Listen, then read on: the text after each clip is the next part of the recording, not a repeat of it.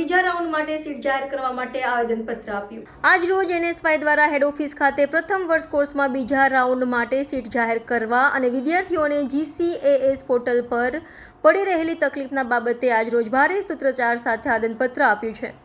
સાથે થોડા દિવસ પહેલા ABVP દ્વારા વાઇસ ચાન્સેલર જોડે એક બેઠક કરવામાં આવી હતી। તેને લઈને પણ હોબાળો મચાવવામાં આવ્યો હતો કે બીજા ગ્રુપની વાતો કેમ નથી સાંભળતા, એટલે ABVPની વાતની સાંભળે છે એ તદ્દન ખોટું છે, જેને લઈને PROને આવેદનપત્ર આપ્યું। આજ રોજ NSY દ્વારા વાઇસ ચાન્સેલર શ્રીને રજૂઆત કરવા આવ્યા હતા કે જેવી રીતે જીકાસના પોર્ટલમાં વિદ્યાર્થીઓને ખલેલ પહોંચી રહી છે, જે પ્રોબ્લેમ્સ ઊભા થઈ રહ્યા છે તેને અંગે લઈને આજે અમે NSYએ આવેદનપત્ર આપ્યું છે। આજે VC સાહેબ હતા નહીં, જેથી PRO સરને NSY દ્વારા આવેદન આપવામાં આવ્યું।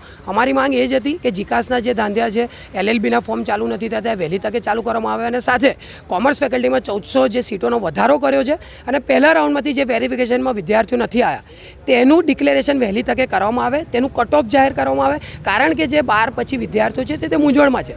સાથે સાથે VC સાહેબ જેમના ચાહીતા સંગઠનોને બોલાવીને અંદરખાને જે મિટિંગ કરે છે બંધ બારણે, તે તદ્દન ખોટું છે। વાઇસ ચાન્સેલર છે તેમના માટે યુનિવર્સિટીના તમામ સંગઠનો, તમામ વિદ્યાર્થી નેતાઓ એક સમાન હોવા જોઈએ, ના કે કોઈ પર્ટિક્યુલર સંગઠન।